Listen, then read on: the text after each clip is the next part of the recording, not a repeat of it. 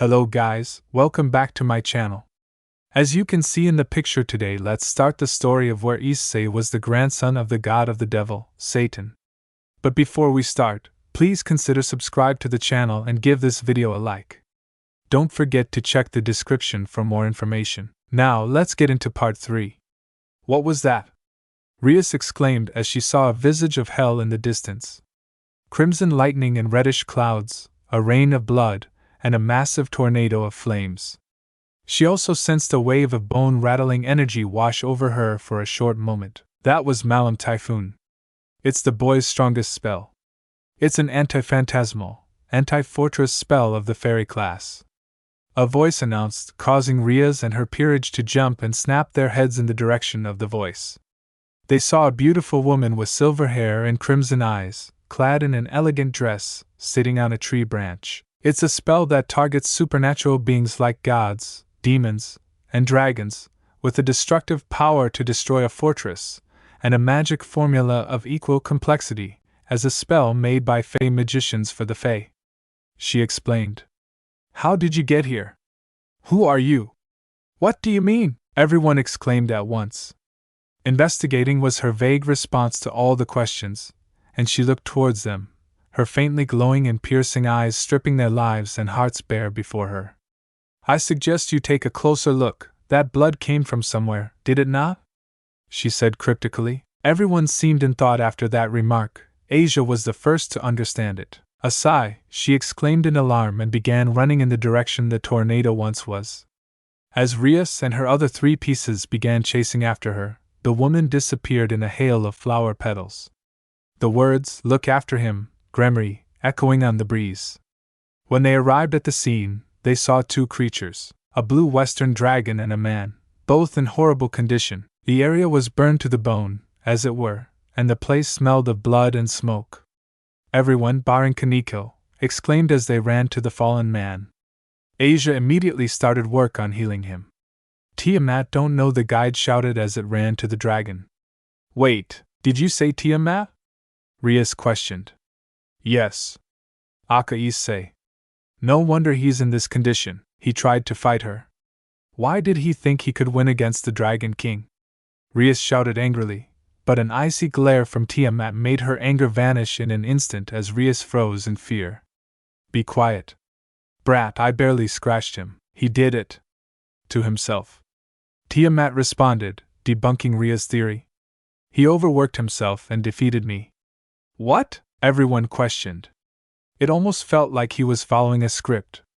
Tiamat said before her body went limp and completely fell over with a thud, snoring. Dust, what are you, Issei? Rias, Okino, and Kiba all thought as they looked to the man Asia was healing. Once upon a time, there was a boy. He was an optimistic and naive boy who didn't want to hurt anyone. He wanted nothing more than to spend his days smiling and laughing with those close to him. But one day, that dream crumbled around him. People attacked him and his closest friend. That day, for the first time, he saw his friend cry. So he swore that she would never have to cry again because he couldn't defend himself. He promised her, "You won't have to cry because of me anymore. I'll be strong so I can protect you." He kept it, and he became a powerful warrior. He was never helpless again. He stood tall, his head held high, and he never faltered. His name was Haida Issei. But your very existence is a mistake, Issei. Issei was confused. What was his mate trying to say? That his parents didn't plan on having him or something like that? What do you mean by that? Off. Issei never finished his sentence as the sword of light struck him from behind, tearing a large gash from his right shoulder to his waistline. The teen screamed in agony as he fell onto the bloody earth, his back flaring with the most intense pain that he had ever felt in his life. Issei's Yutai slowly and weakly picked himself up. He was helpless as he saw his attacker approach his mate. Run! Office, Issei yelled as loud as he could in a panic. Issei's voice was hoarse and weak with a large fountain of blood gushing from his body blurring his vision. However, his fear turned into shock when his attacker bowed down to Office, sheathing his weapon. Office, wa! Issei was cut off once again when the figure suddenly turned, kicking him in the face. Sparks flew all over Issei's vision, and he knew he was on the verge of passing out. Why office? Issei weakly croaked. His shock has now deteriorated into anger, but he was too weak to do anything. Lifting a hand, the Sekiryuutei tried to reach out to office before his attacker stomped his hand down, breaking nearly all his fingers. Silence, fool. You have no right to touch our god. OPHIS 1 volt M and percent shall lead our group in our conquest. Office shall lead us to a new millennium. The figure laughed tauntingly. Issei, too weak to scream in pain. However, his anger fueled him as it soon turned into unbridled rage. I will kill you, Infinite. Issei began to crawl towards her, even though his body screamed in protest. Were those last 5 years nothing to you? Was all that time we spent together nothing to you? Tears began to drip down Issei's bloody face, whose eyes were shadowed by his hair. Was my love worth nothing to you? Issei whispered. I am sorry, Issei. Office replied monotonously, although it seemed like she was trying to keep control of herself. But I only wish to regain silence, and I will kill Great Red. 5 years feels, nothing to me, an immortal. Also, your death is required because we can't afford the interference of the Dragon Emperors. His attacker finished for the infinite dragon god, although his black hood still concealed his appearance. Hearing those words, Issei began to shake violently as he slowly picked himself up.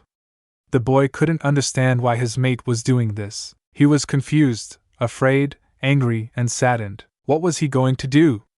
All his plans for the future revolved around his mate. What point was there in living? The boy gritted his teeth and looked up, his eyes flashing an ominous green even as tears overflowed them. However, Office remained in position, unperturbed by the sudden burst of power from her former mate. Lend me the strength to kill, grandfather. Partner, you can't do this. You can defeat Office, and especially when she is with a high-level faction member. She's too powerful for you alone.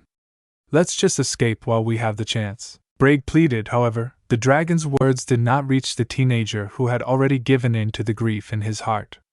A sudden explosion of power ensued, neon green light blowing away the corpses before a vermilion inferno enveloped Issei. The Chaos Brigade member growled as he activated his sword again, preparing for the fight ahead.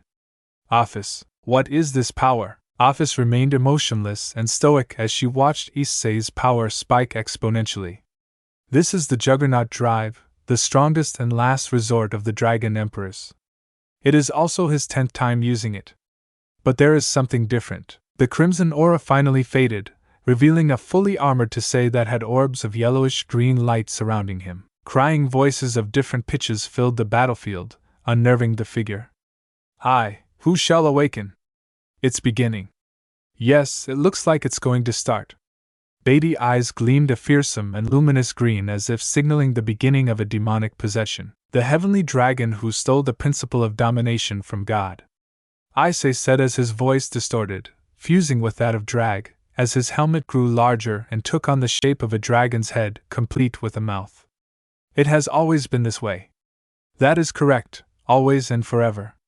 His arms bulked up and gained spikes along them, the joints being re-angled. His fingers taking on the form of claws as his hands bulked up massively. I destroy the infinite. And fret over the dream. His feet and legs grew massive, claws being present on 3 toes and his knees facing backwards. What the world desires. What the world rejects. Large skeletal wings grew out of his back with many green lights along the skeleton. I shall become the red dragon, demonic god of domination. His torso bulked up massively, smoke coming from the mouth and nostrils as a furnace now existed within the juggernaut. Has always been power. Has always been love. No matter the times, you always choose the path to ruin. He spread his wings, crimson energy filling the void between the bones, as the gems along his body glue a bright green, and drowned you in the depths of crimson purgatory. He spoke in a voice closer to that of a dragon than a human, and with a mighty roar to the heavens, the transformation was complete. Juggernaut Drive. The boosted gear announced, signifying that the chance to run had passed. The heavenly dragon of domination had arrived. The crimson beast set its haunting gaze on Office and the Chaos Brigade member, roaring. How can he still have so much power with those injuries? Cursing, the figure charged up a sphere of light and hurled it at the dragon, who just lunged right through it, utterly unfazed, and bit into the figure. Shaking its head violently, the dragon threw its prey into the air and discharged a laser from its mouth, completely disintegrating it. Issei. The girl felt something slide down her cheek as the dragon set its sights on her. She conjured a black phantasmal snake in her hand and threw it. It impacted the red dragon's aura, and after around a millisecond, it had gone through both aura and armor, hitting the one inside. Issei groaned as he regained consciousness, slowly opening one eye. The Prince of Devils was powerless and tired as he saw Athos slowly approach him. Lifting a finger, she pointed it at his face. Make sure. One day I will finish you. Infinite. Amli, Apis shot another black snake at his head. Issei only remembered more agonizing pain before he blacked out, although it wasn't the physical pain that had hurt him the most. It was his heart, which has shattered to dust from betrayal and deceit. I'm sorry. Iota Issei died on that day. On that day, Issei was born. Fire and destruction, blood and screams, death and chaos were all he desired, a world covered in darkness. A sadistic monster who reveled in bloodshed, a madman who cut a swathe through creation with a bloodthirsty smile, with no purpose other than brutal vengeance. He killed for the sake of power, he sought power to kill. He killed the parents of Hyodo Issei, he killed Hyodo Issei's Gorgon, he killed men, he killed women, he killed children, he killed unborn babies, he killed all in his way indiscriminately. It didn't matter if they were malicious or not. Burned by the embers of Armageddon, his soul blistered by the fires of hell and tainted beyond ascension, he chose the path to ruin. In his ravenous hatred, he found no peace, and with boiling blood, he hunted the apostles of sin and chaos with barbarous cruelty. For he alone was the unchained predator, the demon god of destruction, who sought retribution in all quarters, dark and light, fire and ice. And in his unholy crusade, he shattered the obsidian pillars and sacked the blood temples. Despair spread before him like a plague as he chased his prey to deeper and darker pits. He set forth with neither pity nor mercy upon the coalition of supernatural terrorists. Unbreakable, incorruptible, unyielding. Eventually he burned himself out.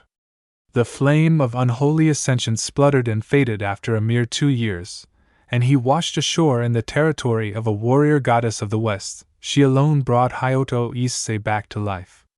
Yet he would never be the same. Unknown to death nor known to life, the orphan withstood pain in countless battles in isolation, swam through an ocean of blood, wandered through a city of graves, journeyed through the 6 heavens, ventured through purgatory. I saw hell. I saw hell. Hell. Hell. Hell. Hell. Hell. I saw hell. I raised hell. I stood alone atop a mound of corpses. Then flashback. Issei's eyes slowly opened his eyes, seeing Asia leaning over him with a green light coming from her fingers. That's enough, Asia. I am all right now, he said kindly as he sat up, gritting his teeth as he felt his body's complaints. Looking around, he saw that he was still in the familiar forest, and then his eyes went to Tiamat, who was splayed out and snoring away. Slowly, with a pained groan, he pushed himself to his feet. Dragging himself forward with one foot, he approached Tiamat much to the shock of everyone else. Hey Chaos, Karma Dragon, wake up, the Welsh dragon's here. At that, Tiamat's eyes shot open and she wiped her head saying, What where? Before her eyes finally settled on him, and she sighed. Oh, it's you. You remember our agreement, right? He questioned, causing everyone to stare at him in confusion, and the dragon nodded. Smirking, Issei carved a magic circle into the ground with lightning before drawing some blood from his left hand. I to Issei, call upon the Chaos Karma Dragon, sign this contract with blood and swear allegiance to me. Issei chanted, exuding an aura of strength and dominance even in his weakened state. I, Tiamat of the 5 Dragon Kings, hereby swear, we shall be all that is good on Gaia. We shan't be sinful, at thine bid, we shall slay all evils of the world. We shall be thy sword and shield, for thou art mine master, the Dragon Queen said as she bit her tongue and spat the blood out, not quite able to move. Well, I'll be. The apprentice familiar master uttered. Good. All signed and sealed, Issei responded with a chuckle. Now allow me to offer you health as recompense for your misery. The large green magic circle appeared under Issei. It started to spin. Magical energy of a crimson color began to flow and converge around Issei, as he chanted rapidly, speaking multiple simultaneous incantations. The night sky turned to day and back in rapid succession over and over, plants and flowers beginning to bloom to life around them. The mystical light flowing into both Issei and Tiamat. Everyone was in awe of the spectacle, looking as though it were torn from a fairy tale, and they stared utterly bewitched the display of arcane prowess. Issei's power began to grow back to its normal levels as Tiamat's healing factor exploded, her wounds healing at an almost super-cancerous pace, even for a dragon, as her mana yield exceeded her limit, and her body was desperate to burn off the excess energy before she exploded. In the span of a few seconds, Issei and Tiamat were both fully restored. And then it was over, the energy dissipating on the wind as the circle vanished. Slowly, Issei turned to face the Grimmery Peerage, or, more specifically, a blonde ex-nun. "Hey Asia, did you find what you were looking for?" "Hi!" she exclaimed happily as a sprite dragon appeared on her shoulder. Issei smiled as he closed his eyes. "That's good." Only for Issei's eyes to open, glowing faintly as he glared at the dragon. "You'd better take care of her, punk, or you'll be my first living meal," he said menacingly, causing the little dragon to sweat drop. "Nod if you understand." The dragon eagerly obeyed, nodding his head vigorously. Issei smiled and walked to Asia, lightly patting the creature's tiny head. "Good boy." Burning his head to look to Rias, he put his hands in his pockets. "When will we be leaving?" "All right. We're done here, so we'll be leaving now." Rias cleared her throat. "You have a lot of explaining to do. I thought you weren't any good at healing magic." She glared at the heterochromic man. "I'm not. I combined multiple spells in order to use the energy I had released in my final attack to overcharge Tiamat's and my batteries, overclocking our natural healing processes, but I can't actually heal anything more than light injuries. I can just give the energy for the body to heal itself," Issei explained. "I see. I suppose that's fair," Rias mumbled. "In that case, we'll be leaving." Issei nodded, turning to Tiamat. "Tiamat-san, feel free to stay here. I'll call when I need you," he said with a wave as he and the Grimmery Peerage disappeared. "Dufu? I can't believe I lost to a Sekiryuutei. How embarrassing," Tiamat said with a faint blush. A week peacefully passed after the end of the fallen angel incident. Issei brought Asia home so she would have a place to live. Issei and Rias had informed Asia of her current circumstances. Asia was shocked at first at being reincarnated into a devil, but accepted it without any complaints. "If I can be with Issei-san, I don't mind becoming a devil," was what she said. Issei scratched his cheek in embarrassment at the memory. Asia settled in nicely as both a member of Rias Grimmery's peerage as well as a student. Rias Grimmery arranged for her to be transferred to Issei's class, where she was warmly welcomed by the entire class, mostly the boys. Most of the girls got jealous when they heard that she was living under the same roof as one of Ko's princes, a phenomenon Issei blamed upon Drake. Of course, when they saw how naive and innocent she was, they heaved a sigh of relief and treated her kindly. While Asia settled into her new life, Issei was racking his brain as to how he was going to repair Erez Grimmery for reviving Asia. He couldn't think of a single act that could fully repay his debt to her, so he figured he would have to do it in installments. His first act, of course, was to start treating her and her peerage more kindly than before. It came as an unexpected, but not unwelcome surprise to them, but they accepted the change without a word. And right now, that was why he was walking to their clubroom, a cake he had baked in hand. Asia, as well as the rest of Ria's peerage, had been called to the clubroom earlier, something about Grimmery clan business. Issei stopped when he neared the old school building. There were two unfamiliar auras in the occult research clubroom, both that of devils. One was relatively strong, a bit stronger than Ria's, and aside from the texture of darkness that was common to all devils, also had a texture of fire and wind. Compared to Issei's own power, it was of course heavily lacking, and Issei had full confidence that he could easily defeat this aura's owner. It was the other aura that worried him a bit. Its power exceeded his own, though only by a small margin. The aura had an icy feel to it, but more importantly, was old and controlled. Whoever this aura belonged to, he or she was a war veteran. Keeping that in mind, Issei was sure that he would have to use his boosted gear in order to defeat them without an existing strategy, or at least background information. Shaking off his hesitation, Issei continued his way to the clue room, taking a deep breath before knocking on the door. The heated chatter inside abruptly stopped. Ojusama, are you expecting visitors? No. Come in. Issei heard a regal yet respectful voice ask Rias, who permitted him to enter. He pushed the door open to see Rias seated on the couch, her peerage standing behind her.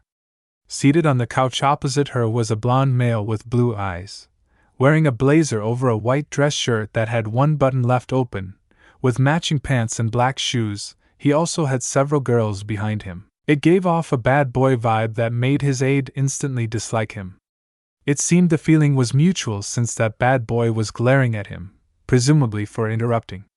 But the one that attracted Issei's attention was the maid standing slightly away from everyone else. She was a tall, silver-haired, gray-eyed woman dressed in a French-made outfit.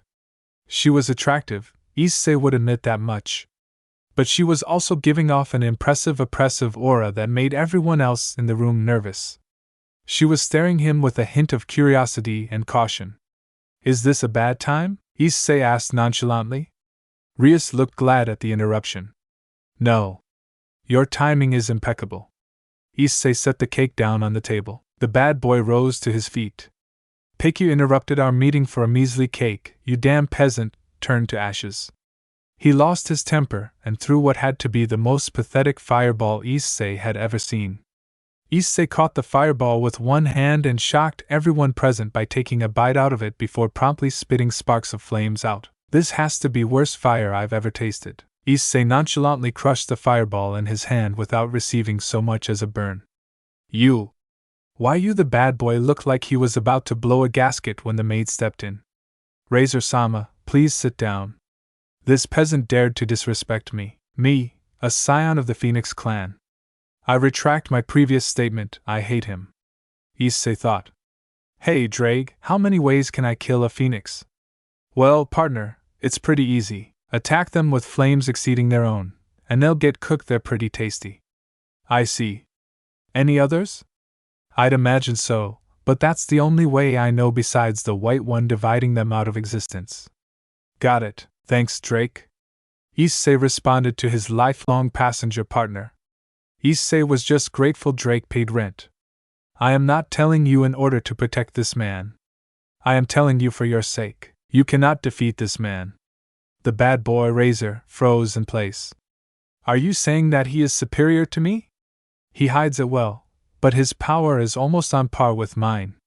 You cannot hope to defeat him. At that, Razor's entire peerage turned to stare at Issei in shock. How was someone so plain looking so powerful? The maid bowed elegantly to Issei. Allow me to introduce myself. I am Grafia, a servant of the Gremry clan. May I ask who you are, young man? Issei bowed back. I am Haida Issei, a Shinto demigod. The great-grandson of Amaterasu, the queen of the Shinto Kamis, and Susanoo, the Shinto god of storms.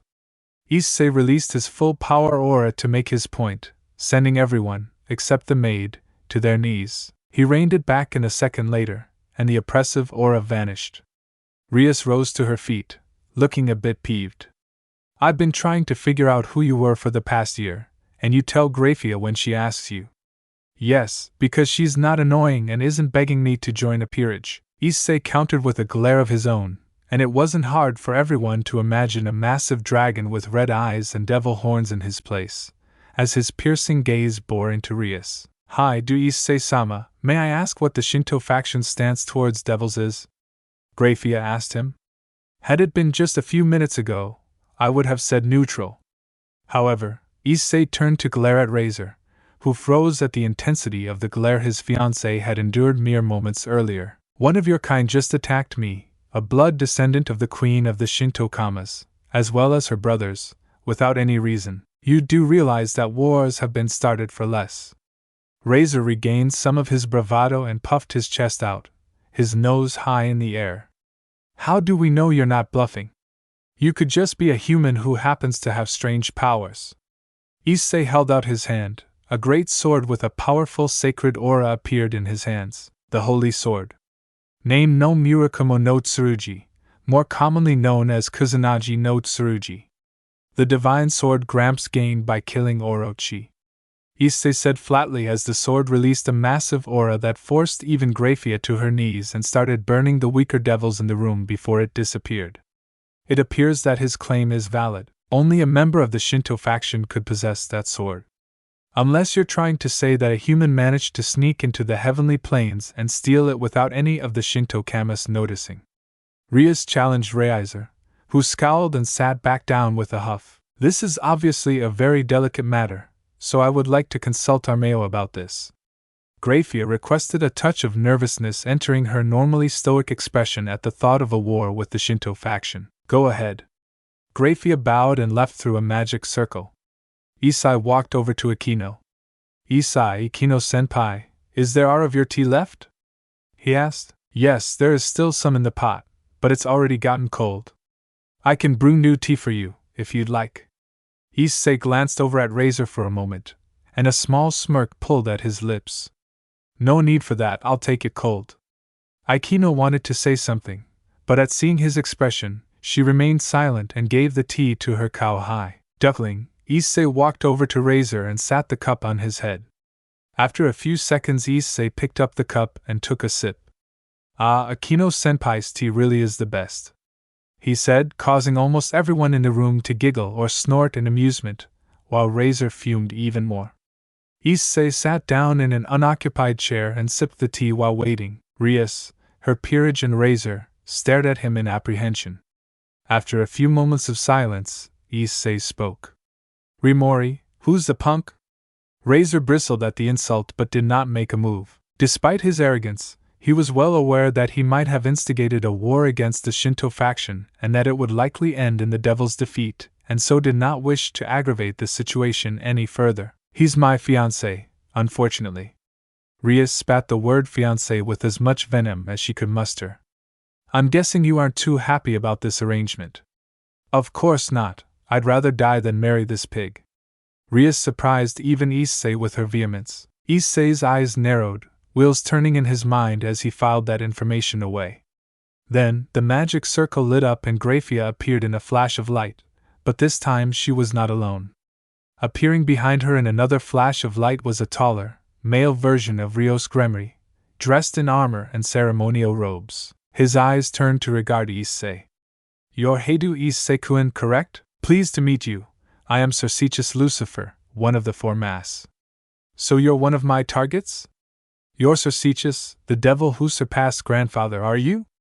Issei thought as he looked at Cercichus, perceiving the world in a much slower state than normal. His sister had called this condition God time or something like that. It was basically when he used his brain's advanced processing power for conscious use. Though Cercichus definitely was strong and had a mind for tactics and could likely be quite sly and manipulative, should a situation call for it, Issei couldn't help but notice signs of mental weaknesses. Despite that, however, he is obviously not a Lucifer by blood. I doubt Uncle is pleased. More than that, Cercichus hasn't reached his summit yet. I could probably win if I used that, or even any of my trump cards, and Juggernaut Drive would make him Dragon Kibble. He does indeed deserve his title, however. I can only imagine how much more horrifying he would be if he had a sacred gear grandfather, and obeisant forbid Alinanus. Issei finished his mental evaluation of Cercichus, though he didn't show any outward signs of making such an evaluation at all. He certainly didn't voice his thoughts. Likewise, though, I didn't expect to meet one of the legendary super devils so soon. So the Shinto faction has heard of me? Of course. Cercichus Gremory, Ijuka Astaroth, and Rizavam live in Lucifer, the three super devils whose full power can rival even gods. Though you and Ijuka Astaroth are enemies with Rizavan live in Lucifer, there was a chance that the three of you might unite to defend the underworld if the Shinto faction were to invade, which is why even after the Great War, the Shinto faction was reluctant to attack the weakened three factions. So you were just bluffing after all, Razor sneered, but Cercichus silenced him.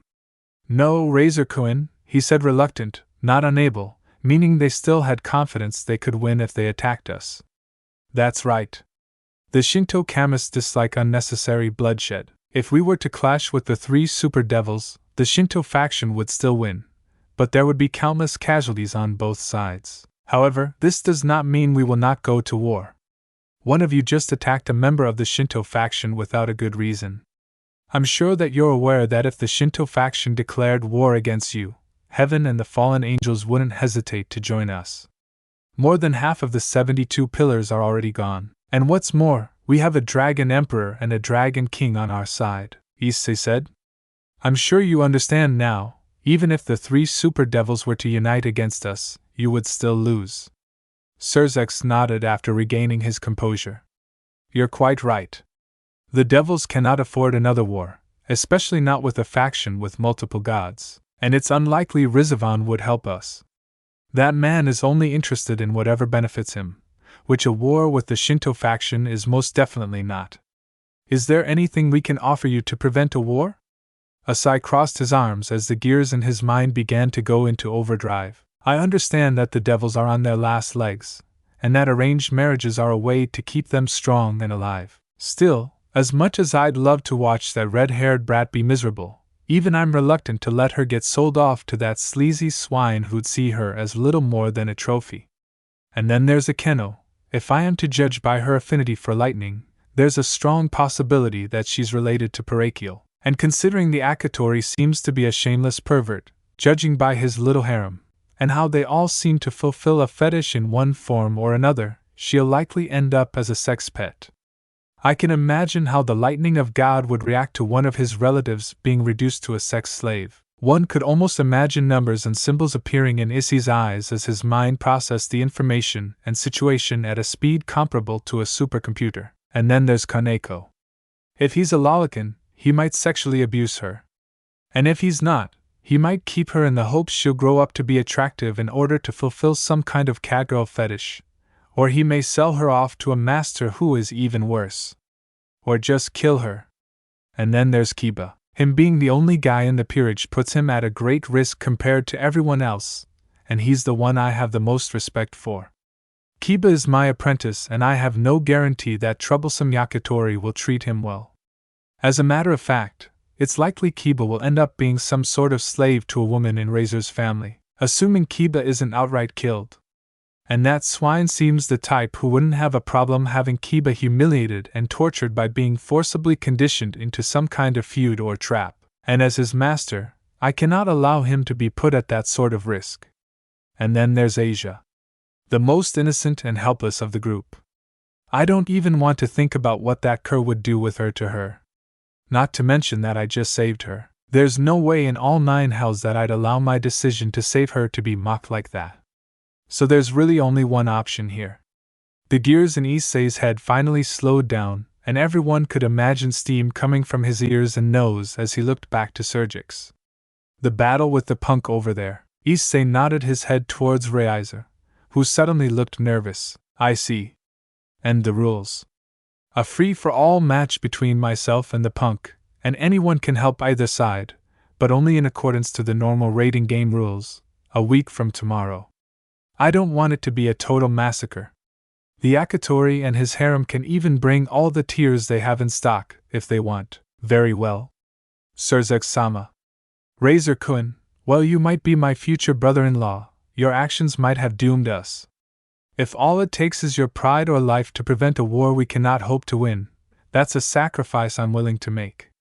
I'm sure your family would understand. Sergic's voice turned very cold as he eyed Razor with a hint of disdain.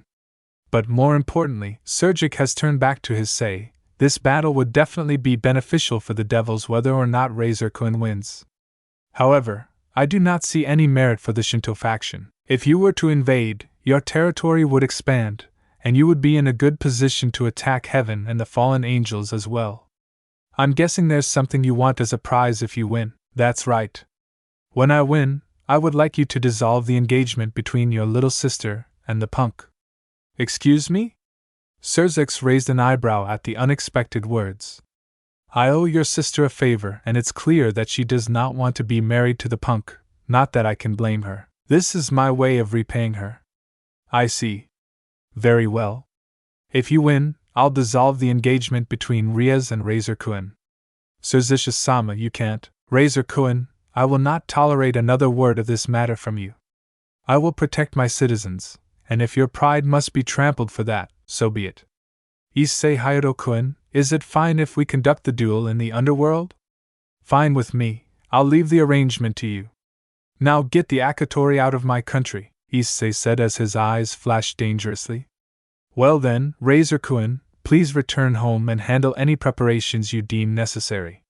Sergichus punctuated his statement by allowing his eyes to turn red with the power of destruction, leaving no room for arguments from Reiser, who obeyed at once. Sergichus and Grafia followed soon after. Normally, I wouldn't go so far out of my way for someone, but I still have my pride as a morning star. Gremory has helped me, and it's a king's job to give back to his people. Ria sighed in relief before turning to face Issei. Thank you, Issei. Issei turned to face her. Silence, he said coldly. I won't be going out my way for you again. To that end, I will make you something more than a pompous damsel. You and your peerage are hardly more than deadweight as it stands. You won't be able to drive off any future suitors, and I suspect you'd want to participate in the battle, yet you'd only be a liability. And I only have a week to get you lot up to par. Boot camp begins at midnight. I want you and any guests you want to bring to be at my house then. I'm going to put you all through the 6 heavens this week. You will endure trials so cruel and brutal that you'll all prefer death. Issei said as he pointed at Rias, his eyes glowing fiercely. Any objections will be refuted with violence. Do I make myself clear? Why, yes, Sir Issei, everyone exclaimed as Issei turned and left. Rios Gremory. After this is over, you'll be the one in debt to me. The gate opened then and came 2 groups of people, Issei standing menacingly atop the roof of his home. He was clad in a kimono adorned with various runes, giving him an almost regal appearance as the moon illuminated him. Hello, Gremory. I see you've brought Sona and her peerage along? Issei asked, to which the redhead nodded. Fine by me. Just remember, Rias, Sona, my sister and I are your drill sergeants once you set foot past that gate. What we say goes, and complaints will be answered with violence. Now come. Purgatory awaits, he said as moonlight reflected from his eyes, causing them to glow an ominous green and a vicious red. Hi, do you say? Is this what he truly is? His demeanor is nothing like it was when I visited. Or is this just him playing his part in his plan? And what is that plan, for that matter? Sona questioned, yet she walked forward alongside Rias, regardless, their peerages following. Issei jumped down from the building and landed in front of them with hardly a sound. Opening the door, he stepped inside and motioned for them to follow him. I'm sparing no expense in preparing this for you all. I'm pulling all the strings I can to ensure you get the most out of this training, he explained as he opened up the door and led them inside. You will receive neither pity, mercy, nor compassion during your stay, and I'll have you know, there is no room for the weak-willed in this course. Issei turned around to face them all, his eyes gleaming. I make no promises that even a single one of you will survive. We have a week. That means you'll have 1 day to recuperate at the end while you spend the next 6 days regretting your lack of power for eternities. Over those 6 days, I'm going to rip you apart and piece you back together one atom at a time, again and again, until I deem you perfect. Issei finished, and everyone was rather unnerved. In fact, almost everyone was sweating. And one more thing, Issei said as a bloodthirsty smile appeared on his face. Hell begins now. And with a snap of his fingers, the hallway they were in vanished as they fell into another world entirely. I know you wanted to test them, on each on, but pinning them against the Hydra subspecies, what gear broke inside your head do I need to get on each on? A therapist? His sister said as she appeared out of seemingly nowhere. It's not a 9-head, the Hydra I had delivered is a fire type with only 3 heads. They have a few chops before it gets 9, and it's not venomous. They should be able to handle it, Issei said flatly, causing his sister to pout and poke him in the eye. Oni-chan is so boring, she taunted. Whatever. So, what's the news? Can Raijin, Bishamonten, and Karakami make it? Hi, your loving Amato persuaded them all. Meow. She chirped happily, bouncing on the tips of her toes despite there being no ground beneath them. What about Shushu? Shiva? Azrael? Issei questioned with a raised eyebrow. Urbusti Violet Sensei said she was too busy. And Shiva Deva is babysitting Indra Deva. And Azrael-san hasn't responded. Woof! The girl said as her 3 foxtails swished back and forth. Issei sighed and lay down on the air. Rias is gonna be yours then, same for Asia and Tsubaki. Raijin will be handling Akino, Bishamonten will be with Kiba, Kuro will be with Sona, Kaneko will be split between you and Tiamat, and Saji will be split between me and Tiamat, Issei said with a sigh. Era, why don't Ani-chan and Tia get their own students? I'll be working with all of them as needed. Let's try to get a bail and see if Hades can't lend us Asclepius' soul for a bit. Asia would benefit from learning from the god of medicine even if only for a day, and Rias is a disappointment, just like her fiancé. Issei used absent-mindedly before rolling over and looking down.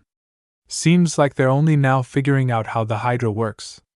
Probably Kiba and Sona's doing. Gremory-chan is keeping morale up and Sona-chan is improvising tactics and studying the opponent, meow. His sister chirped. I suppose she isn't totally useless, that Rias. Still below par. Issei used as he watched the Hydra fight off the 2 peerages with only moderate difficulty. My training with Kiba has definitely paid off, though. Those swords are appearing faster, they're sharper and stronger. His gear wastes less energy as well. Kaneko still isn't using her senjutsu, though. If her and Akino would stop holding back, this battle could be halfway finished by now. The sisters sat down and hummed to herself. Sona's clan ability is water magic, but she also has affinities for ice and crystal.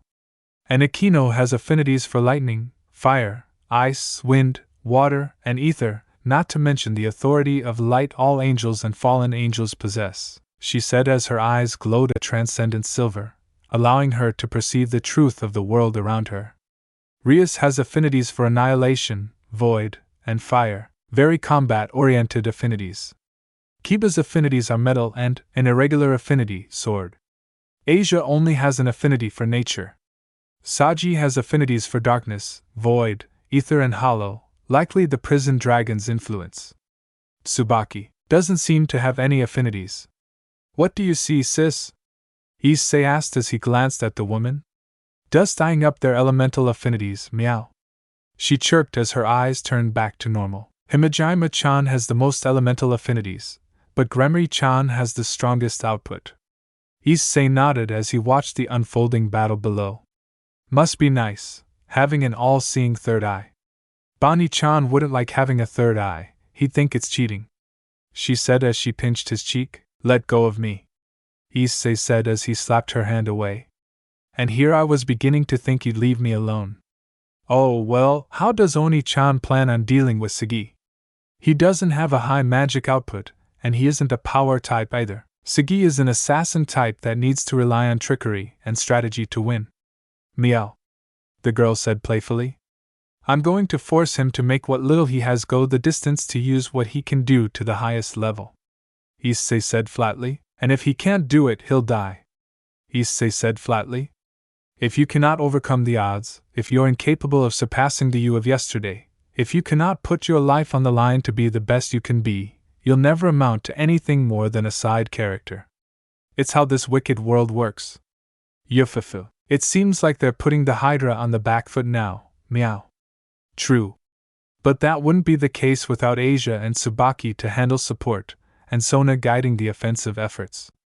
Still, this only proves my previous assessments of them. What other monsters do you plan on pitting them against? On each and Lamia, Minotaur, ogres, wyverns, golems, and other creatures. Beasts that are dangerous enough that our apprentices are at genuine risk of death, but not so overpowering that they cannot be overcame.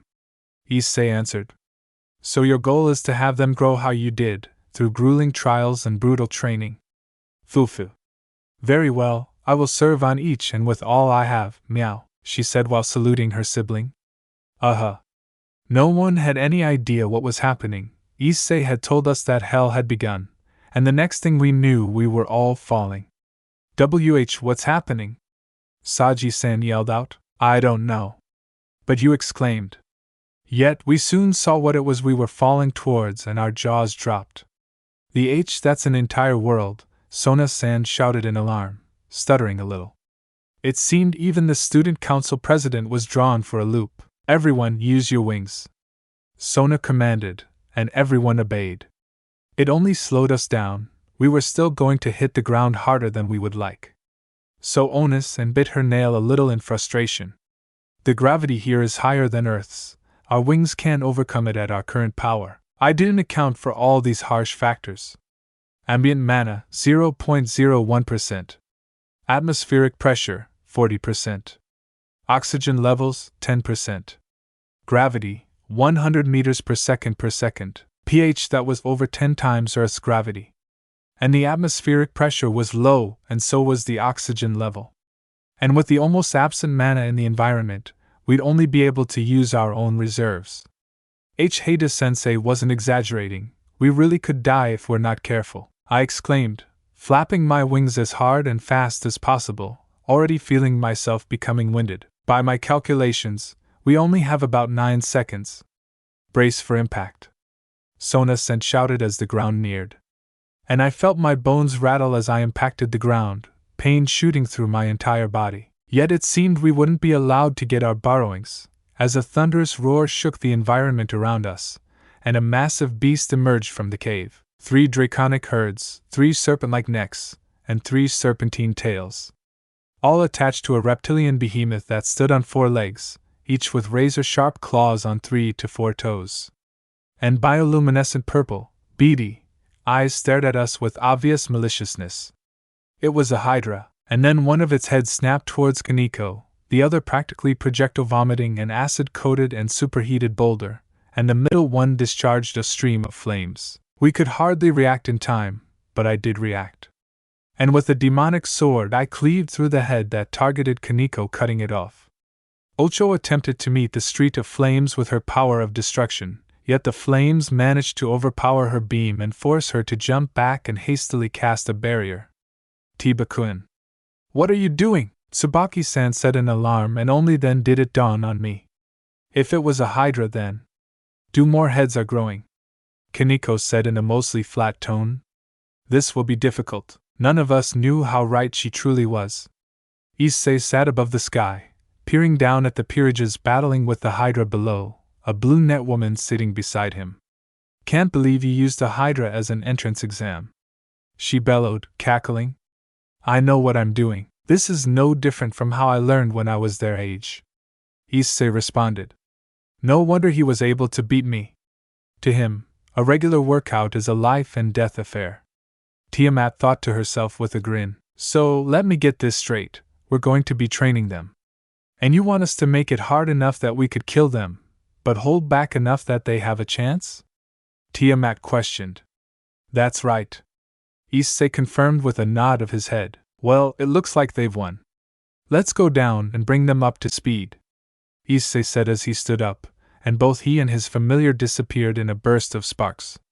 And they materialized in the world beneath them in a flash of crimson lightning. Everyone was startled as Issei appeared in front of them, his eyes as hard and focused as when they last saw him. What's going on? What is this place? Sona questioned with narrowed eyes. Congratulations, you passed the entrance exam. Issei entirely ignored Sona. The fact you survived means you are worth our time, Issei said, his voice easily carrying and reaching everyone's ears. That was the entrance exam, was everyone's collective thought as their sweat dropped. You will each be assigned to an instructor who will be the one responsible for training you during your stay. You will receive 2 meals a day, one immediately after waking up and another just before bed.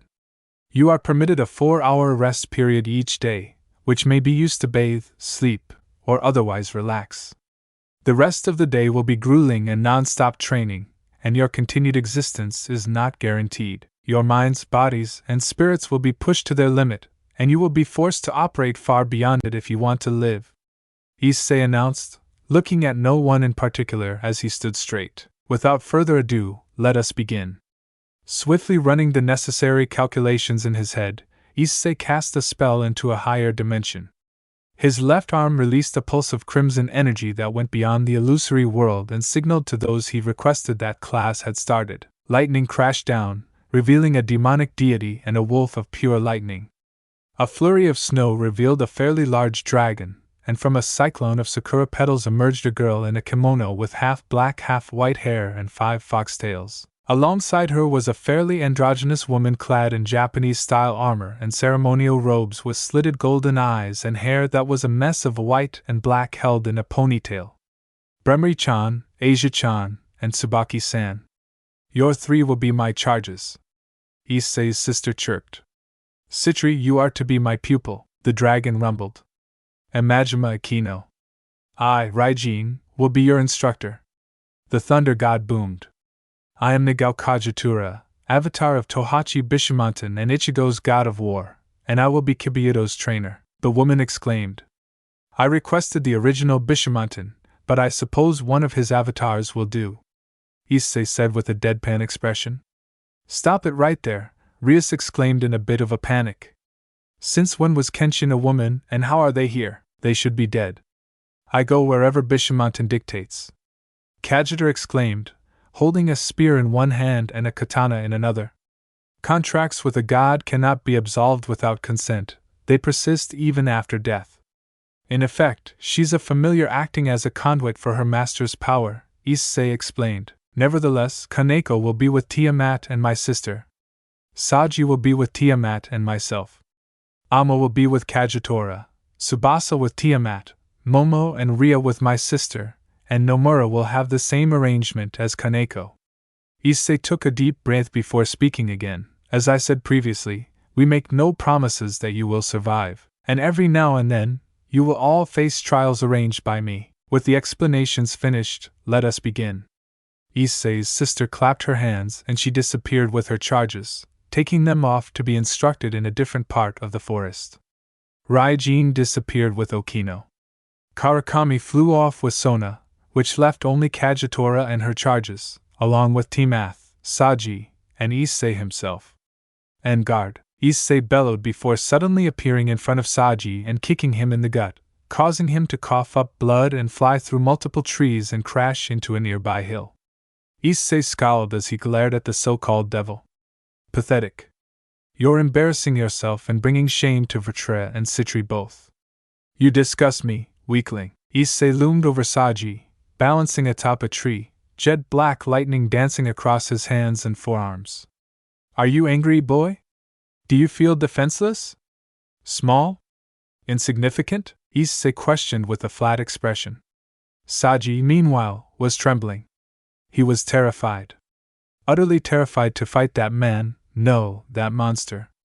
With just one attack, Saji's organs were bruised, his ribs cracked, muscles had been pulled, and the trees and rocks left him with more cuts, scratches, and bruises on his skin. Sure, he could already feel the minor wounds healing, but still. It was from a single kick. Yet, despite the fear consuming him, he felt angry. And excited. Angry at God, at the devil, at Issei, at the world, but most of all, at himself. He was angry for being weak. And he was excited to prove himself, because if he could so much as cut a monster in the heavens while he was stuck on the earth, he would see that as a victory. Ah, that's right. I'm just a pawn and a low-class devil. Small and insignificant, but Saji forced himself to stand on trembling legs, coughing up blood. Even us nobodies have our pride. Saji shouted. Issei's face contorted into a sadistic smile. Right you are, but how long can you cling to that pride, I wonder? Is that sacred gear really anything more than decoration? Issei questioned, intending to provoke Saji further. His goal was to not only test Saji, but to test the upper limits of the boy's power. And to that, he needed to draw that power out. And for that, anger was the easiest method. To that end, Issei would play the villain. After all, a king may treat his subjects cruelly if it is in the best interest of his people. Saji grit his teeth and clenched his fist, his sacred gear appearing on his arm. Absorption line. Sagi shouted, the line shooting out with the intention of ensnaring Haida. Issei lazily caught the line and raised an eyebrow as if questioning if Sagi actually thought it would be that easy before tightening his grip on the tongue. Issei pulled on it, spinning around. He smashed Saji into trees and branches as he slowly reeled the boy in, and once the prison dragon wielder was close enough, Issei used his free hand to deliver a devastating lightning charge left hook to the jaw. Saji could do nothing to defend himself, thanks to the dizziness induced by his impromptu orbit, and could only watch as the kiss of death mocked him. At the moment of contact, Saji felt his teeth rattle and his nerves turn to magma. An explosion of plasma, of electrical energy, was released with Saji's face as ground zero. He was catapulted, first by the fist and then by the explosion, and found himself paralyzed as he flew through the air.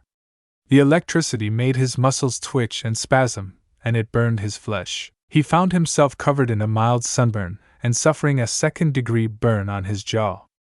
Issei dropped the line as it snapped, potentially to disappear or perhaps to become litter in the forest, and sent lightning out with his right hand. Near instantly, the bolt struck Saji and shocked him even more. After around 6 seconds, Issei stopped shocking the juvenile dragon and let him suffer in the dirt. Issei teleported to Saji, looking down at him. Pathetic. Is this really all the power a servant of a demon pillar has? Though you may wield only a small piece, nothing compared to the real thing, you're still far below par. You are one who has inherited part of the power and spirit of a dragon king.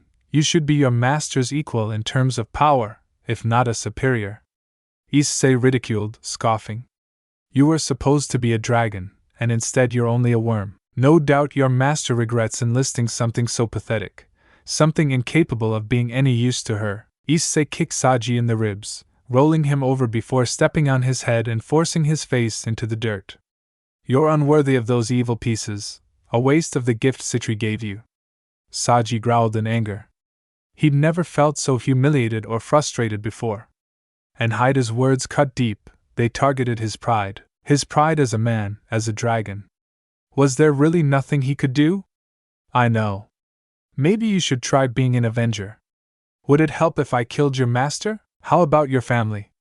Would you become strong for them? Issei inquired, his voice dripping with sadism and bloodlust. Of course, Issei had no intention of deliberately killing them, but Saji didn't know that now, did he? Saji's eyes snapped open and his eyes narrowed to pinpricks. Damn you, hide you, leave. Saji's voice was strained as he dug his fingers into the ground and pushed with all his might, his body quaking and threatening to shake itself to pieces. My family?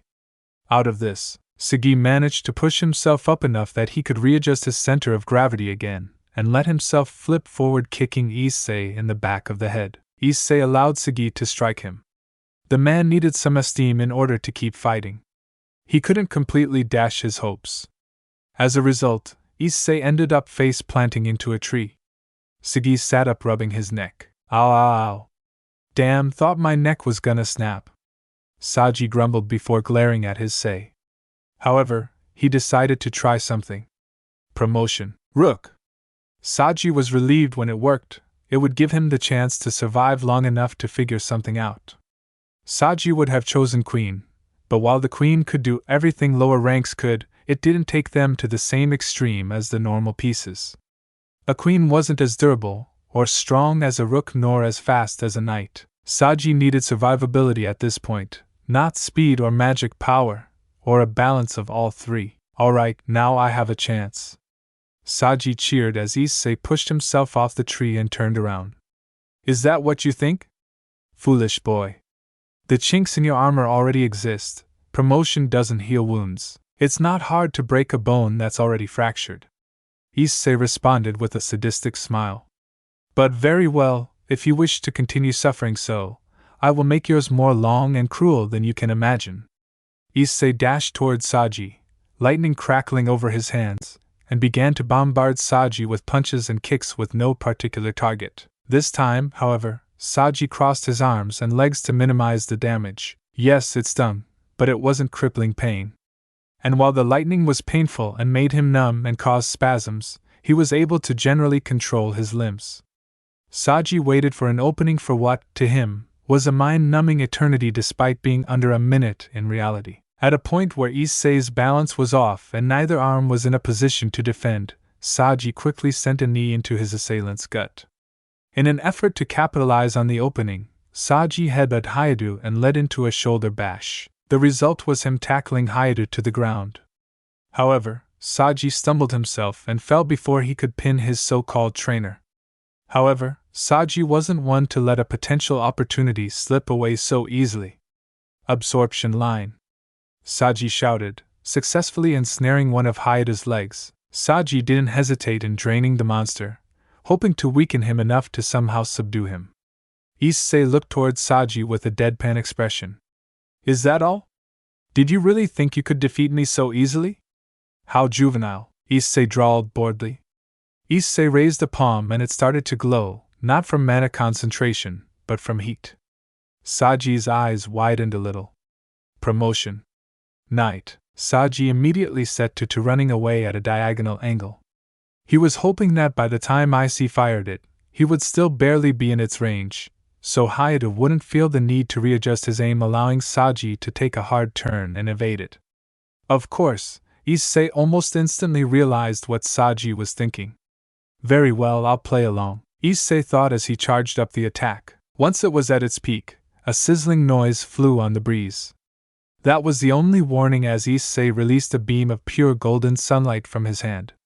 The moment Saji heard the sizzling, he immediately shifted his course by around 45 degrees to the right and ran as fast as he could. Half a second later, Saji felt extreme heat wash over him. Daring to glance back, Saji saw a brilliant laser just 30 centimeters behind him. To spare his retina, Saji closed his eyes and turned away. Damn! I can't do anything to hurt him. Am I really so weak that I can do nothing? Saji bit his lip and shouted, Promotion. Queen. Knights had speed but lacked strength and endurance. A rook had strength and endurance but lacked momentum. A queen had all three. That was Saji's best bet if he was going to prove his pride was warranted. Turning around and using the trees and bushes as cover, Saji ran towards where Hayato was last. He hoped to get the drop on his enemy and land a single punch to the eye at full strength, full speed, full force. If he managed that, maybe, just maybe, he'd give Hayato a black eye. Issei, meanwhile, was standing still and pondering what to do next. It seems that his fear has yet to give way to anger. He isn't fighting with the intent to kill. More than that, someone blinded by rage wouldn't be hiding. It seems I need to provoke him more. With his decision made, Issei waited on his prey. Issei's ears twitched as he heard the sound of a branch breaking, his eyes dilating into slits. Spinning around, Issei roundhouse kicked Sagi in the back of the head. Pathetic. Trying to ambush me like a cat. How cowardly. I never took you for Feliner. Pussy, Sagi, I was even beginning to believe that you were a dragon. It seems I was wrong. You are not a dragon, but in fact a cat. Issei questioned, not even facing Sagi. A dragon wouldn't hide, and while a dragon may have ran, they most certainly wouldn't have ran away. They would have ran at me. And a dragon definitely would not have tried a sneak attack. Dragons are proud, noble, and powerful. You, Saji, are none, Issei belittled, turning to face Saji. Do not surrender. Do not retreat. Do not back down. Keep your promises, defend your mate. Do not betray your mate. Raise, guard, and train your spawn. Love your mother, respect your father, and cherish your grandparents. And uphold your family's honor and protect their pride. That is the law of dragons. And if you truly are a dragon, you should know it in your bones. Issei shouted, the mark on his neck glowing faintly. That's right. That's right, I am a dragon. I am the host of the fragment of the Black Dragon King, Prison Dragon Vritra. I may only be a pawn. But even so, Saji moved to stand up, growling lowly. I am one of Kaicho's servants, Sona Citri's pawn. If I lose here, if I just give up now, that'll bring shame to my king. To her peerage, my friends. No, my family. Saji stood up, balling his fists. I do Issei. You, who would derive pleasure from my suffering. You, who would look down on me. You, who would threaten my family. As a dragon, It is my duty to defeat you. Saji looked up at Issei, thinking back on the humiliation and ridicule he'd suffered over the past few minutes, his eyes burning. Partner, the boy's power is increasing. His mana yield is exceeding the absorption line's regulation. If that excess energy is used for an evolution, then you may have to use me, Bragg announced, providing his 2 cents on the matter. True, sacred gears evolve in response to the wielder's feelings. An absorption line is no different. However, I doubt it would necessitate your intervention. Though, if it somehow evolved into a long Inus, that could be trouble. Issei responded. Still, I know you want to keep me up your sleeve, but don't hesitate to use me if things get dicey. Issei didn't answer that, he didn't need to. Drake already knew the answer. That's it, Saji. Hate me, despise me. Get angrier, defeat the monster in front of you, if you can, Issei encouraged, gleefully watching Saji. Prove that you are worthy of being called a Dragon King. Issei watched stoically as an ominous, cold, and malignant aura erupted from Saji. Saji had gone berserk, his eyes were slitted in gold, while his scara had turned crimson, and power overflowed from his body. I see, outrage. So even an incomplete dragon gear like absorption line can do it. Saji suddenly appeared in front of Issei, scratching Issei across the eyes, elbowing him in the kidney, and before delivering a palm strike to the chest. The attack sent Issei flying backwards, crashing through numerous trees, yet Saji wasted no time, grappling him with absorption line and pulling Issei into a 2-legged dropkick to the face. A resounding crunch echoed through the forest, coming from both Issei's skull and Sagi's foot. Growling, Issei grabbed one of Sagi's ankles and twisted, pulling on the leg to move Sagi in front of him and using the boy as a living shield. Saj no, evil dragon Vritra. Now is the time, awaken and spread thy wings. May the sun be obscured upon this earth. Kingere, General of Azura. I hate it. I hate violence. I hate the irrationality and malice of the world. I resent the wicked who trample upon the weak. I'm disgusted by the weak who refuse to compensate with cunning or stand their ground. I lament their suffering. I empathize with them, yet I find amusement in their misery, nor can I truly blame the perpetrators. And so I cannot let the weak remain weak, but the only way I know how to do that is forcing them to be strong. I am a hypocrite, a king of liars, a monster. I hate myself. As they fell, Issei conjured a small orb of light and heat in his free hand. It rapidly increased in size, heat, and luminosity until it collapsed into a smaller and hotter object, and Issei's hand began to squeeze it tighter and tighter as he drew the fist back. Swallow this fallen prince's light, Azura, if you can. A bright white light surrounded the Shinto demigod's fist. The air inside of the fist was crushed into itself and fused into progressively heavier elements. Within the bald fist of Amaterasu's descendant was a tiny star. The gun was cocked, and the hammer struck. The heavens crashed down. A distorted thunder resounded. The earth shattered like glass, violently expelling its innards, and ash fell like snow, and rock and metal fell as rain. There shouldn't have been any surviving. Only divine intervention could have saved a mere mortal from that light of destruction. Yet, no such a thing could happen here. Not even Amaterasu, in all her incandescent glory and almighty radiance, could have reached that place. I knew that, of course I knew that. However, once the dust settled, Issei saw day had turned to night, and black flames rendered the heavens, and tracing trails of flames with his eyes, Issei found a shadow. And with a hazy outstretched hand, the shadow had caught his fist and devoured the star. The evil dragon had awakened. The only way. To heal our wounds, the shadow spoke, its voice distorted as if two were speaking at once, and crimson lights gradually drifted into view from the other side. The darkness started to say, and he stared back at it. We need magic power to heal our wounds. Tendrils of shadow sprouted, shooting out with intent of ensnaring Issei, yet boom! A burst of flames erupted, banishing the shadows, and 2 piercing eyes fixed a predatory gaze on the shadow. Didn't I tell you? Shallow the light. Force me to take you seriously, even if only for a moment. Issei bellowed, face adorned with a vicious smirk, as the flames around him became even more intense. The shadow swung an arm at him, the spectral limbs stretching out and growing as it tried to whip or grab the demigod, yet it too dissolved in the flames. Weak! The guttural howl erupted from the shadow as it grew replacement arm, the crimson light shining brighter. Even when acting as a nest for grudges and curses, you're still weak. You can do better than that, right? You'll die otherwise. Issei produced multiple orbs of light and crystallized them, crafting the balls into harpoons and aiming them at the shadow. They'll burn through that veil of lies and eviscerate your flesh. Try not to die.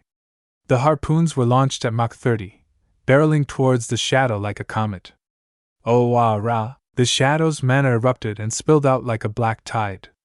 The miasma condensed into spheres before catching fire. Reddish-purple flames danced around the orbs of malevolent energy. By an unseen hand, the death balls were catapulted to meet the harpoons. Dozens of times, they clashed and cancelled out, and the surrounding life died, incinerated by the light, or infected by the miasma and cursed to death, or simply suffocated by the monodensity. Eventually, the deadly fireworks came to a conclusion. The ambient mana was absorbed by the shadow, the life force was sucked out of the surroundings and converted to mana, and the final negative thoughts of the victims became new curses. The shadow grew in size, sprouting wings and 2 additional arms, yet its shape remained hazy, constantly undergoing small shifts, and the lack of light being reflected meant that details were non-existent. That's it, keep up with me. Issei kicked off the ground and struck with the haymaker. Twisting his body mid-air, Issei created a blade of lightning in his hand and swung in a diagonal arc.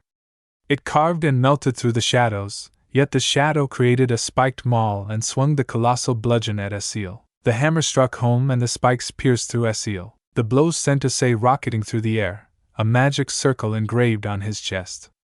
It prompted stakes to grow out of his body, leading to Issei coughing up large amounts of blood, pain shooting through his body. And at the same time, he felt his energy being drained. Multiple shadowy mines appeared in the space around Issei, each filled with curses. After barely a moment, they detonated and afflicted Issei with various curses. They ensnared, weakened, and ate away at the demigod. His flesh melted as though he had been doused in acid, he had lost his sight and his hearing had grown dull, he'd lost feeling in much of his body and his bodily functions had slowed. Such were the effects of the curses which afflicted him, not to mention the various Dev-type curses that weakened him. Weak. You are weak, but who decided that? Our cloud gathered in the distance, black and crimson lightning crashed down with prejudice, and a massive wave of heat and pressure swept over everything. What's happening? Rias cried in fright, startled by suddenly getting a mouth full of dirt. I don't know, Tsubaki responded. It comes. What do you mean, sensei? Rias questioned. The tempestuous god? The sorcerer said, waving her hand lazily. A large translucent barrier appeared around them, and it stonewalled the incoming heat. The group of teenagers under her tensed upon at this. It is not my tale to tell, but I will say this, that boy's past is darker than you think. Still, this is nothing more than a preview. The true awakening I observed on that day has not yet come to pass, and so you needn't trouble yourselves. This is merely a beast thrashing about in a night terror. Suddenly, the Kitsune's eyes widened a bit, and she blushed slightly. Oops. I've said too much? The girl started her, nervously, yet it was strangely Asia who stepped up. Hey, please, Lady Mage, tell us what has happened to Issei-san. The Oreo-haired Kitsune cast her eyes to the former nun. No. I won't. Issei will tell you when he is ready, you will figure it out on your own, or I will tell you when the time comes. It isn't my place to speak on these matters. That's right. My eyes see through the world. None escape my sight. I know exactly what Amaterasu, Rizavum, Sergiches, Azazel, and the dragon gods are doing at this very moment. I know who has what sacred gear, and what they have been doing from the moment of their birth. I know the truth of what happened to Issei all those years ago, and the true intentions of his beloved. Yet I speak nothing of them. It is not that I lack a consciousness, but well, many things. I am the miracle child. Everyone sought me for my power, yet no one accepted me. I did not belong anywhere. I was feared as a danger, yet seen as an ideal mate and living weapon. Yet I saw all of it. My eyes pierced through all deceptions and invariably bore upon even unspeakable truths. I was disgusted by everything I saw. It was like I was in a bathtub of maggot-infested sewage. I didn't like anyone, yet I didn't hate anyone either, because it was all the same to me. Everyone was a liar and a barbarian. Yet, at the same time, everyone's actions were justified. Thus I rejected them all. Everyone who wished to use me was sent home either in tears or in coffins. After all, I knew everyone's deficiencies and reasoning. In time, everyone accepted that I was disinterested in their affairs. I was treated as a wild card who both acted for and against everyone according to her whims. Yet, if I truly align myself with anyone, everyone else will gang up on them to wipe them out to keep their agenda from being realized. I am the Queen of Mages, a so-called Grand Caster. I am permitted neither land nor friends. I must not desire them. But I had gained something. There was one thing I found beautiful. Just one. A singular light, a distant star in the unending storm I was born into. When I first saw him in mother's arms, it was akin to love at first sight. He was so small and peaceful, and those big curious eyes were so pretty and innocent that my heart fluttered despite me knowing his true nature. I couldn't bring myself to kill him like I planned. I don't know if it was maternal instincts or a side effect of boosted gear, but I just wanted to dote on him the second I saw him. Even if I cannot be proud of anything as a goddess, even if I cannot be thankful for anything as a woman, I want to be in one Ichan he can be proud of. But that can't happen because I cannot be a proper one Ichan to him. I have to play the aloof neutral magician or else I'll lose him. I don't want to let go. I don't want him to disappear. I didn't have the heart to kill him even when he was a threat to creation, yet I didn't want him to become a monster, so I sealed him. At the same time, I don't want to lie to him anymore, but he'll go mad if I tell him the truth about the betrayal. But if I do nothing, all I can do is delay the inevitable, and he'll die miserable anyway. I don't want him to hate me, so I can't run away with him now. What am I supposed to do? Why can't I see a happy ending? Why is he not able to get a happy ending, but everyone else is? It's not fair, damn it. I have all the power in the world, but I can't even give my own brother a happy ending. I'm a goddess who can't even answer her own little brother's lone prayer. Say, my precious little brother, please, forgive me for being such a worthless sister. Gremry-chan, you read this book. It's Art of War, something you need because you're an airhead. Tried to retort, but the goddess completely ignored her. Asia-chan, you keep practicing fluorokinesis. Tsubaki-san, you focus on perfecting the Amyuji and Hijitsu I taught you. Hi, sensei. I'll work on teaching Tsubaki-san numerology and ringcraft next. Gremry, though, I'll teach her pyromancy. As for Asia, I think she could branch out to animal communication. Good. You're doing good, Kaneko. You're picking up Baijikin rather easily. Thank you, Kaneko said simply, before trying to sweep out Tiamat's legs only to get a kick to the chin. But you're still too slow for me, Tiamat said before pulling Kaneko back up and chucking her in the air, turning into her dragon form and taking off with Kaneko on her back. I think that's enough for today, though.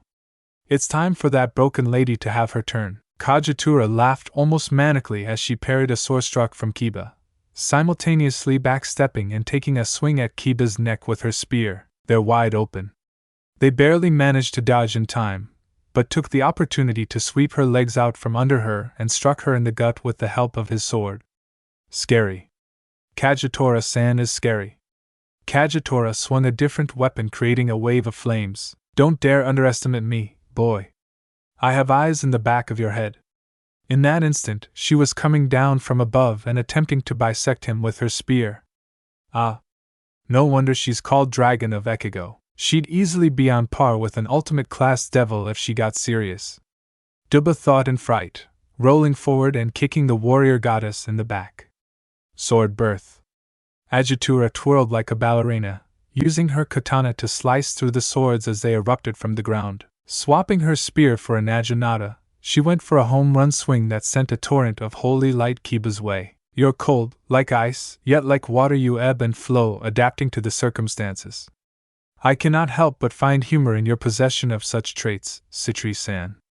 The dragon spoke as it sat down in a manner similar to a dog, looking upon Sona as she attempted to create dagger out of ice, to little avail, something that Karakami found odd as she had an affinity for ice.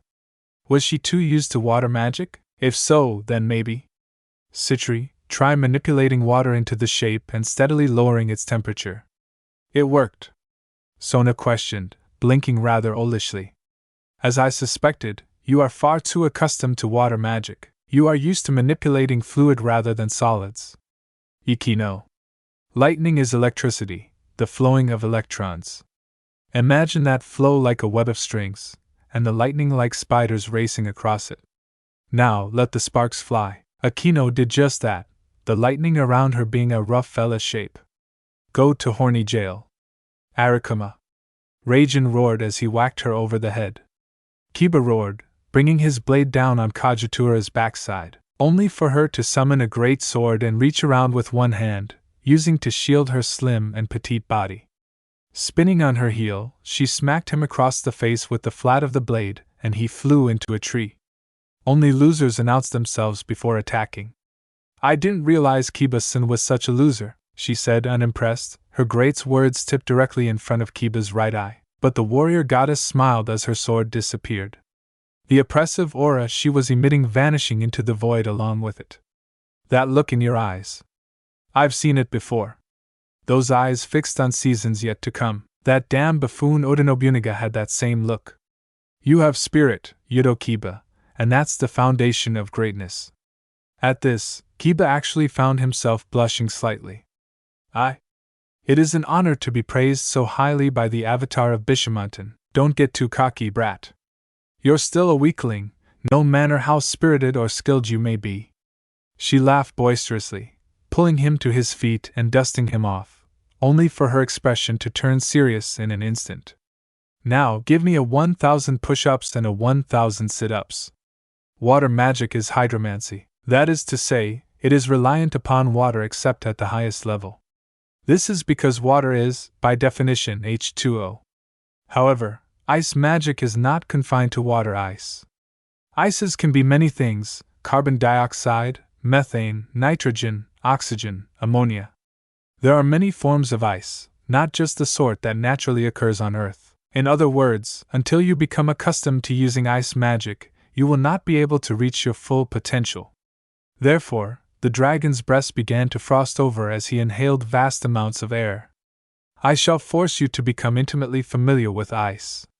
A shower of liquid nitrogen rained down upon Sauna. Giving a storm a mold is a simple matter, but to actively control it is another. To control the amps and voltage and track targets requires much more skill.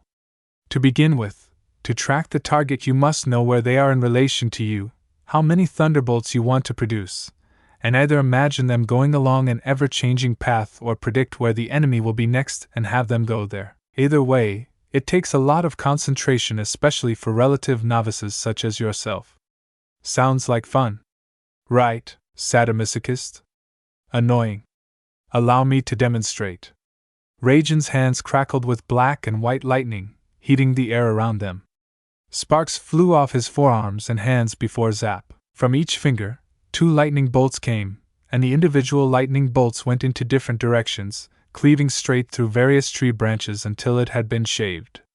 Every branch was severed, leaving just the trunk. And then, they turned back around and hit the branches again as they fell. Then, it was over. The lightning vanished. The first day of hell was over, and Issei emerged from the woods with Saji slung over his shoulder. It burns. Asia, heal the punk, he said as he unceremoniously dropped the teen to the ground and walked off as if unaware of his own blood-stained form. It hurts. I do. May I ask whose blood that is? No.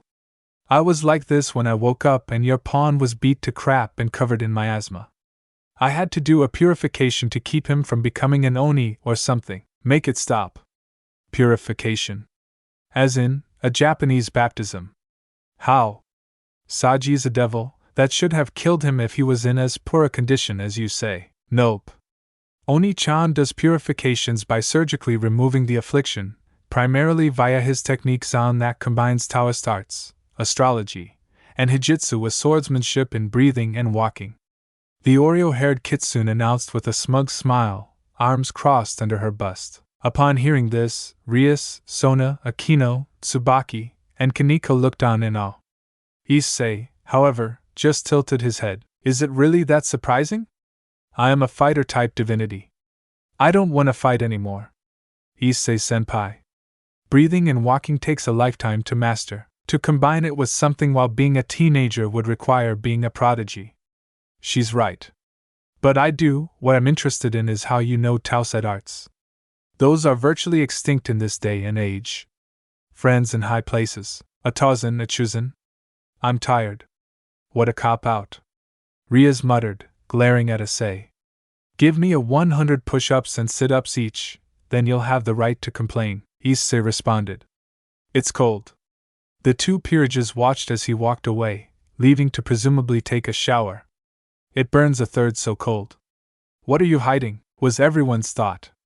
My head. It feels like it's splitting apart. Air-scorched white, ethereal wings of night, a bloodthirsty smile and fierce eyes of depravity. A tempestuous god, a god bringing disaster, cloaked in flames and thunder, a fierce deity wielding a blade of such magnificence that no Longinus or holy relic could compare. He cared not for good or evil, for the fickle hearts of men, his only interest lay in destruction. Such was his purpose. The Isagami was not born of benevolence. He was no agent of good and order, incapable of creation. Doubtlessly, he was an agent of chaos and ruin.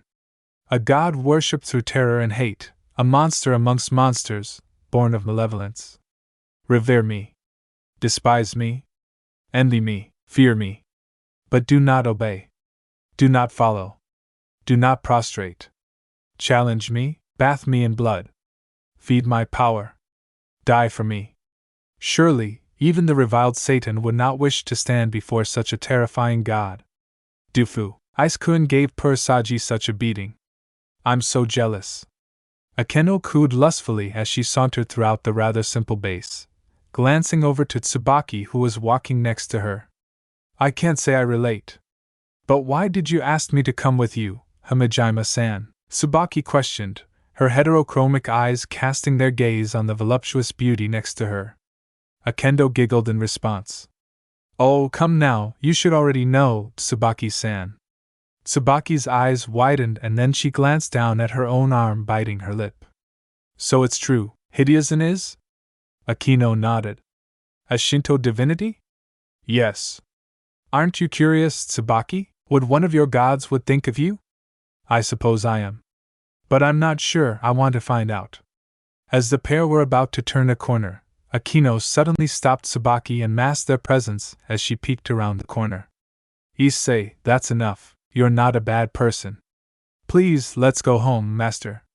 Squelch. Crunch. Slash. I'm tired. Issei, it's me, Aka-san. Ping. Boosh. Sizzle. I'm so tired.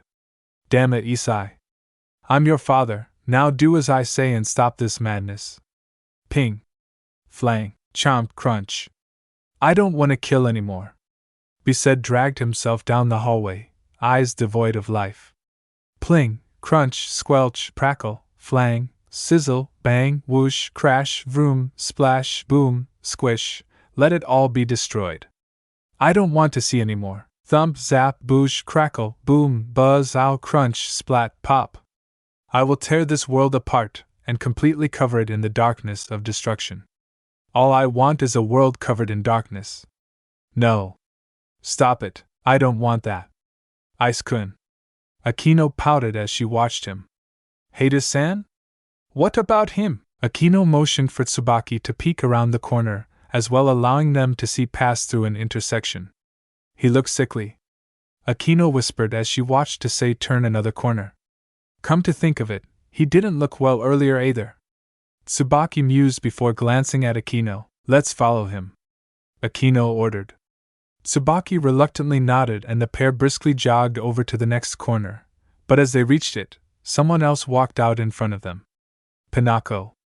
Akino and Tsubaki questioned as the young girl's eyes were narrowed and she sported a grim expression, her body tense, akin to a cat stalking a mouse. Haniko didn't say anything. What are you doing? Okino questioned. Stalking?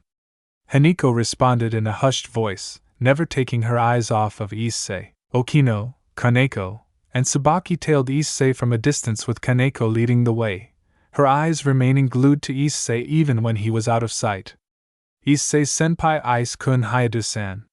What's wrong? They each thought as they stalked him. When he entered the room, Kaneko abruptly broke into a silent run as she reached the doorway in shockingly little time. Whether she realized it or not, Kaneko had exploited her Nekishu heritage to accomplish such a feat. Leaning against the door, the white cat peered inside as Akino and Tsubaki followed shortly thereafter. It was a hot spring. What's he doing here? Akino whispered. A misogi, I think. Kaneko answered. Issei clumsily stripped out of his clothes and weakly tossed them aside. Unaware of the prying eyes, he allowed himself to all but fall into the spring, floating in it face down. Honiko bristled and narrowed her eyes, teeth grit. What's the matter, Kaneko? Tsubaki questioned, having taken her eyes off Sei to look at Kaneko. What in the nine hells is going on here? Why is that inside Issei senpai? Kaneko punctuated her statement with a hiss, showing just how spooked she really was. Akino tapped Tsubaki's shoulder and pointed to the source of Kaneko's alarm. Then she saw it. The black miasma rolled off Heisei like a black tide, markings spread across his body, and various germ-like creatures were nesting inside his body. And above him, in the cloud of miasma, was a singular giant eye was looking down at them, crimson sclera, green iris, and a dark purple infinity symbol for a pupil. However, upon closer inspection, it was attached to something. A monster. So terrible, so alien, that mere mortal girls like Akino and Tsubaki couldn't describe it. Yet, for a spiritual being like Imkai, it was a simple matter. A colossal beast, scales blacker than even the darkest cave. Protruding from a writhing mass of tentacles were the limbs of at least a dozen animals. Sporting 13 wings and 10 horns, 9 tails, and 7 heads adorned in 7 crowns. Though only one head possessed an eye, the beast had countless serpentine eyes of various sizes across its body, and etched into its black heart was a mark. 666. An evil spirit. Tsubaki whispered. While she couldn't make sense of what she was looking at, she knew perfectly well what it was. And so did Akino. That thing is this what Ice-kun exorcised from Saji? This is bad. All 3 teens turned pale at both the potential implications and at the repercussions. From the other side of the spring, the soft splashing of water echoed as a person's silhouette appeared in the steam and miasma. There you go again, Issei, accepting the burdens of others while hogging your own. Honestly, what am I going to do with you? It was a woman dressed in a kimono that only reached mid-thigh and had hair that was easily a meter long in a high ponytail. Let me guess, you provoking Sigi backfired and some old grudges and absorption line possessed him. It reminded you of the wars, and now your mind's all scrambled, right? The woman had drawn close enough for her features to be mated, and to the girl's shock she was. In that case, let me draw it, okay? The line between who lives and who dies. Just leave everything to one Ichan. She giggled softly and made a peace sign, swiping her hand across the air in front of her. Various symbols shot out and carved themselves into the stone around the spring, glowing softly and erecting 4 walls of fey letters. After which, she threw several talismans into the air. Said talismans, inscribed with Chinese symbols and numerals, found the center of the 4 sides and the 4 corners and embedded themselves into the barrier. Issei's sister. Isagami Hakai no Meo, Yuboku tempestuous deity of the black sun. 4 oddly shaped blades, long and thin, and resembling an inverted Christian cross appeared in her hand. Yuboku. A Chinese word for god of disaster. Meo. Is Ice-kun. Thou, who desecrate the land of the rising sun, abide this will and reason, and hearken. I solemnly swear. I hereby cast aside my borrowed name. By my true name, Yatagami, I shall draw a line. By your cursed name, Yuboku, let it determine who lives and who dies, life to that which is good and judgment unto evil. she assented, throwing the set of blades. The blades glue with holy light and burst into blue flames. And Issei screamed, I shall go kill, I shall let live. I harm, I heal, none will escape me. There are none whom escape my sight. She closed her fist, digging manicured nails into her palm, and allowed her blood to drip into the spring as she began to dance around the spring. The water gradually turned purple, and then it receded, leaving a purple pentagram in the water with Issei at the center. Then, it ignited into violet flames. What is this? A hairy, but also a kugura? Does that mean Issei senpai is? Shatter, let it be so. Those who have grown old, those who have fallen on the battlefield, I welcome thee. Surrender to me, learn from me, obey me. Do not forget the song, do not forget prayer, and do not forget me. I am light and relieved thee of all your burdens. Issei thrashed and screamed in a multitonal voice as if he was more than one person. Yet his sister danced around him seamlessly even as she poured a vial of powder on his body. It stopped his thrashing, though his screaming continued. Let it be so that there is no deception. She threw a second set of blades. Now, there were 8 blades embedded into Issei's body, each relating to a different planet, and then they ignited into golden flames that spread across the pentagram, overtaking blue and violet alike, and it spread to the miasma. Yet she didn't stop her dance for a moment. Retribution for forgiveness, betrayal for trust, despair for hope, darkness for light, dark death for the living.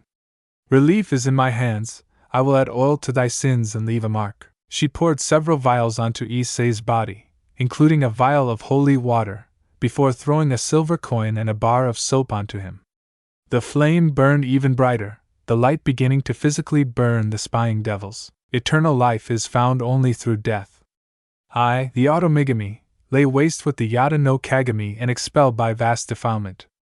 The sacred mirror of Amaterasu, Yada no Kagami, was above Issei, reflecting and amplifying the light of the holy flames. Despite that, what they heard next was arguably the most bizarre. O revered deity, forgive me my transgressions. Issei's scream became inaudible as the malevolent spirits that had attached to them were cleansed in the holy fire. And then they faded away, the ceremony having concluded.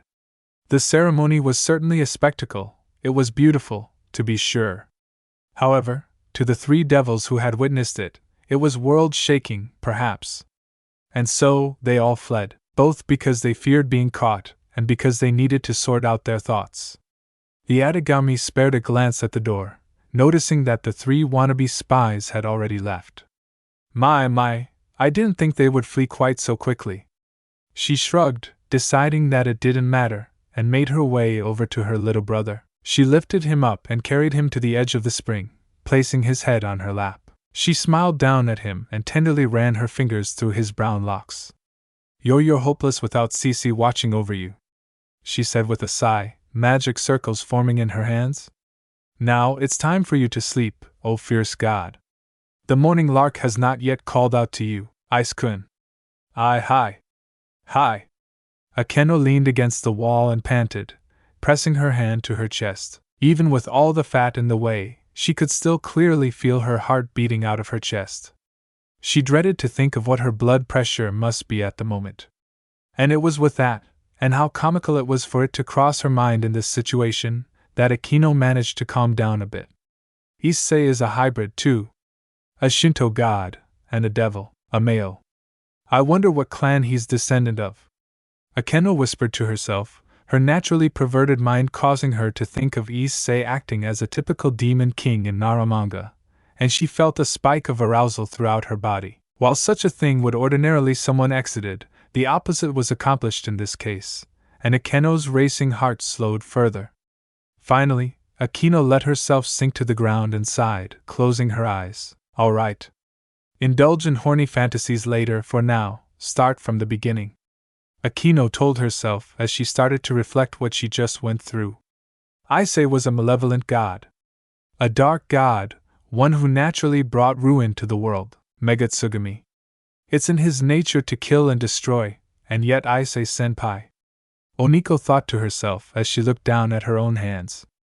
Issei senpai is a creature who should inflict pain upon others and thrive on being feared and despised. But he saved me. Could it be that I'm wrong? Do I? And he is descended of Maou. He's a Devi king. And a god, a demon god king. His nature is as an agent of chaos and destruction, but Hibikino bit her lips, feeling sweat forming along her body. I have to talk to Rias. I have to tell Sona. Haida Issei is an evil god, Tsubaki thought to herself as she ran through the hallways, yet Tsubaki suddenly felt paralyzed by something. Not by emotion, but by a thought. Haida Issei is an evil god and the descendant of Maou. He is a demon god king, but I'm a demonic exorcist. A demonic exorcist and a demon god. Doesn't that sound like quite the fitting pair? Tsubaki thought as she bit her lip, paling slightly. Oh sweet Satan, what is wrong with me? I should tell Rias, but an echo clenched and unclenched her fists. Issei-senpai hasn't done anything to hurt us, and I am a yakai, originally, a supposed evil spirit and a creature from the same mythology as Issei-senpai. And he. Kaneko let out a deep, slow breath and looked up at the ceiling. Tsubaki covered her face, which had become a tomato from embarrassment, as her hormonal teenage body ran wild with impure thoughts. What the hell is wrong with me? I'm not a succubus or anything like that, so why are these sorts of thoughts making me hesitate? Why am I even considering this at all? Tsubaki thought in shame, biting her lips. She just couldn't help but imagine being Issei's wife or love interest, participating in some cult centered around him, and doing who knows what in his name. I need a fucking therapist. Akino was just one door away from Rias. Any moment now, she could open the door or simply shout and tell her best friend about what had happened. However, she was given pause. Why was that exactly? It was exceedingly simple, a single thought. Ice-kun is a demon god, and I am a devil priestess. As that thought bounced around in her head, Akino found herself entertaining thoughts of serving Issei in such a capacity, being his priestess. And, as a fallen angel hybrid, her mind inevitably sexualized the scenario. She imagined meeting Issei in secret at some ominous shrine where he had his way with her and gave her assignments to complete, all while Rias was oblivious to it. That was an incredibly arousing thought. Oh heavens, if Issei were next to her in that moment, she would be begging for it. As Akino licked her lips and a hand trailed down to her thighs, she held back a whimper and took a step away from the door. The thought of what Issei had done on the hill to avenge Asia sprung to her mind, uninvited but not unwelcomed. At the time, seeing it had been both frightening and arousing. The thought that the rather laid-back seeming Issei had that in him. Needless to say, she had imagined him dominating her. But also, she had imagined helping him during that massacre as well, yet another arousing thought. Yet, there was one thing she didn't understand at the time. That being why. Why was he capable of such ruthlessness, or willing to do such a thing? Now she knew. If I can draw that nature out, even for a moment, would he do things to me? Would Ice conclave me? Would he force me to worship him? And then there was the thought of her and Asia having their roles switched. Of Akino being the one Issei had avenged and then allowed to live with him. And it made her heart race, butterflies appearing in her stomach. Oh dear, I want him. It was with that admission that Akino made her decision. If she told Rias about Issei, any chance Akino had with him would disappear. Forgive me, Rias, but I just can't help following my own desires this time. Akino mentally told herself before she rushed off to find a secluded area. As for the reason, well, thanks for listening to my video. Don't forget to like, share, subscribe and comment below your favorite part. Sayonara, see you in the next video.